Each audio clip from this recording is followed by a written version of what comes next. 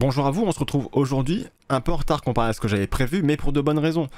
En effet, j'étais à la Japan Expo qui s'est déroulée du 13 au 16 juillet, et il a fallu du temps pour m'en remettre. C'était une semaine chargée, même si le samedi je n'étais présent à la Japan Expo que le matin, vu que le soir j'étais au concert de Blackpink au Stade de France. Mais la Japan Expo c'est également l'occasion pour certains éditeurs de sortir des séries, nouvelles ou actuelles, en avant-première. Et c'est justement de l'une de ces séries dont on va parler aujourd'hui, vu que l'éditeur Meian a sorti pour l'occasion les 2 premiers tomes du manga Bocchi the Rock, que j'ai pu me procurer parmi mes nombreux achats sur place. Ça faisait un moment que je voulais découvrir cette série qui avait fait grand bruit lors de son adaptation animée, mais vu que le manga allait sortir chez nous, je me suis dit que ça pouvait attendre, et c'est désormais chose faite. Sans plus tarder, c'est parti pour le 72e point culture sur Bocchi the Rock.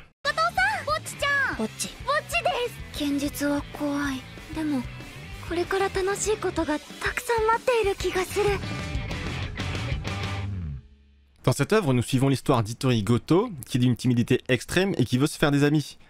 En 5e, alors qu'elle regarde une émission de variété qui présentait un groupe de rock, l'un de ses membres indique qu'avant il était quelqu'un de très réservé, et la présentatrice relève que le contraste était surprenant.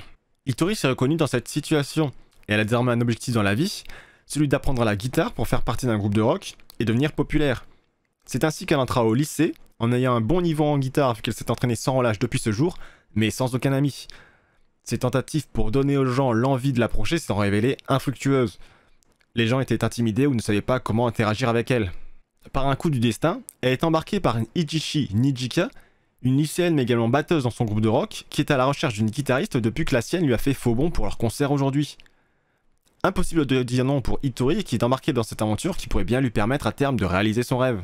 C'est tout pour le scénario, on va maintenant parler des qualités de l'œuvre. Itori est l'archétype du personnage timide maladif, qui souffre d'anxiété sociale. Un peu comme Komi dans Komi cherche ses mots, mais pas dans le même registre. Là où Komi est timide dans son approche avec les gens, et ne parvient pas à parler avec eux, mais arrive à communiquer à l'écrit, et reste de glace quand la situation lui échappe, Itori est quasiment une hikikomori, ces personnes qui restent enfermées dans leur chambre sans jamais sortir. Un de ses souhaits d'ailleurs de ne plus jamais aller au lycée et se décompose physiquement à la moindre interaction imprévue. Elle trouve refuge sur le net où elle poste régulièrement des vidéos de ses reprises à la guitare qui trouvent leur petit succès sous le pseudonyme de Guitar Hero. Bocchi est un surnom donné par Ryo Yamada, la bassiste du groupe, car Itori Bocchi veut dire toute seule. Et Itori n'ayant jamais eu d'amis ni de surnom, au collège on l'appelait ou Teki, c'est dire, est pleine de joie et décide d'embrasser ce surnom. Après, elle est également heureuse quand la gérante de la salle de concert la surnomme Mangue Masqué, parce qu'elle s'était cachée dans un carton de mangue pour jouer sur scène lors de leur premier concert.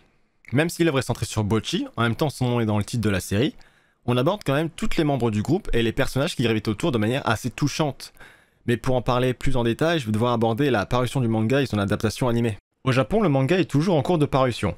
Pour l'instant, 5 tomes sont sortis entre le 27 février 2019 et le 26 novembre 2022.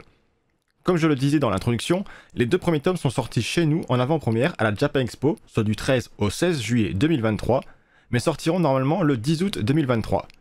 Pour l'instant, l'éditeur Meian prévoit le tome 3 pour le 8 novembre 2023, le tome 4 pour le 15 février 2024 et le tome 5 pour le 17 mai 2024. Déjà, c'est une belle édition, avec un grand format, mais c'est surtout la disposition des cases qui peut perturber. En effet, c'est un manga Yonkoma, c'est-à-dire 4 cases disposées verticalement, comme on avait pu le voir pour La Rose de Versailles Kid.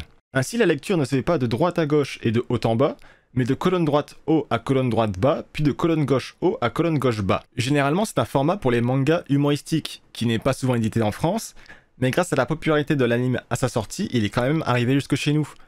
Bocchi the Rock, même s'il est axé sur le comique de situation et la timidité de Bocchi, raconte une histoire de bout en bout, ce n'est pas une succession de scénettes en 4 cases. Maintenant, concernant l'anime, 12 épisodes produits par le studio Cloverworks sont sortis lors de la saison d'automne 2022, entre le 8 octobre et le 24 décembre. Chez nous, ils sont disponibles sur la plateforme Crunchyroll. Au départ, je pensais que ça allait suivre le schéma classique d'adaptation, c'est-à-dire environ 4-5 tomes adaptés en 12 épisodes. Mais en fait, pas du tout. Les 8 premiers épisodes adaptent le premier tome, quant aux 4 derniers, ils adaptent environ les 2/3 du deuxième tome. Comme d'habitude, j'ai d'abord lu les mangas avant de regarder l'animé. Et naïvement, je pensais que j'allais aller plus loin dans l'histoire, mais en fait, c'était tout le contraire. J'étais plus avancé après la lecture du manga. Et il y a une très bonne raison à cela, l'adaptation. Je ne vais pas vous refaire un topo à chaque fois, mais lorsqu'on passe d'un média à un autre, il est nécessaire de s'adapter à ses codes et à ses atouts. C'est notamment ce point que je trouve catastrophique dans la plupart, si ce n'est toutes les adaptations live de manga ou d'anime.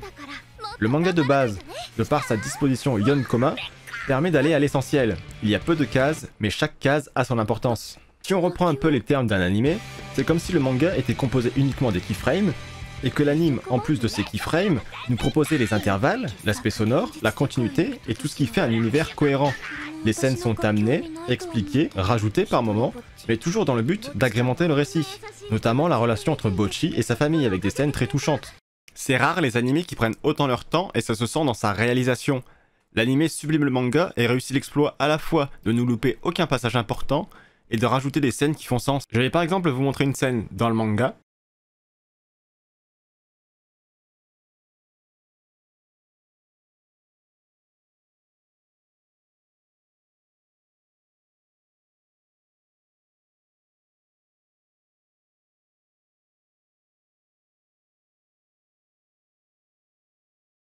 Et la même scène dans son animé.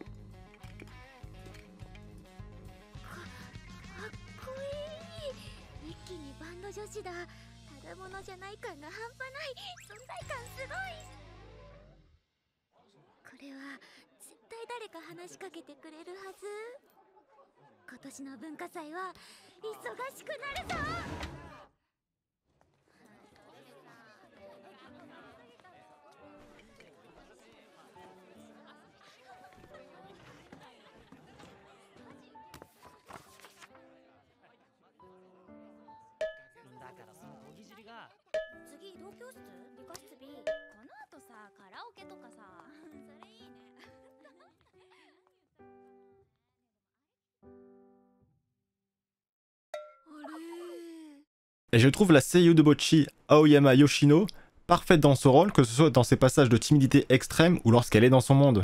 L'anime exploite parfaitement tous les outils qu'il a à sa disposition. Il y a 4 endings différents, avec 4 thèmes musicaux joués par le groupe Les Attaches, le groupe de Bocchi et ses amis. Distortion pour les épisodes 1 à 3.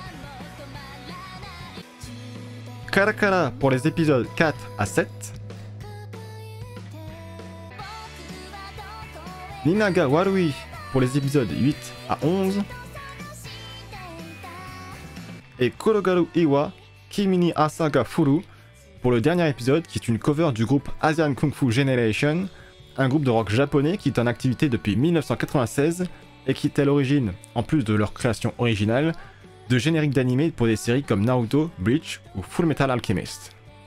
D'ailleurs, c'est un des seuls animés que je connaisse qui a des passages en prise de vue réelle pour montrer certains aspects de l'anxiété sociale de Bocchi, avec l'intégration de passages en stop motion du plus bel effet, et qui renforce l'aspect dans sa bulle lorsque Bocchi fait une crise. Et mention spéciale au passage dégradation de Bocchi dans l'épisode 11, si vous avez vu l'animé, vous savez de quoi je parle. C'est une œuvre sur un groupe de rock, du coup tous les passages en musique sont assez expéditifs dans le manga car c'est difficile à retranscrire. Mais cette prise de temps dans l'animé permet de profiter de la musique, des paroles créées pour l'occasion et de toute l'ambiance sonore, que ce soit lors des concerts des Attaches ou des autres concerts que l'on peut voir. Le manga a actuellement 2 œuvres annexes en pré-publication au Japon. Bocchi the Rock Anthology Comic, qui est un manga parodique mettant en scène les membres des Attaches et leurs proches. La pré-publication a commencé en 2022 et le premier tome relié est sorti le 27 octobre 2022. Le deuxième, Bocchi the Rock Gaiden Hirohikikuri no Fukazake Nikki, est un spin-off sur notre bassiste et chanteuse alcoolique préférée du groupe de rock psychédélique Sick Hack, dont on a pu voir le concert dans l'animé. Cependant, la prépublication de ce spin-off a commencé le 9 juillet 2023, c'est donc très récent. Le site où il est prépublié, ComicFuse, possède un système de pay to fast à la manière de Webtoon, où le dernier chapitre peut être lu en avant-première si on paye.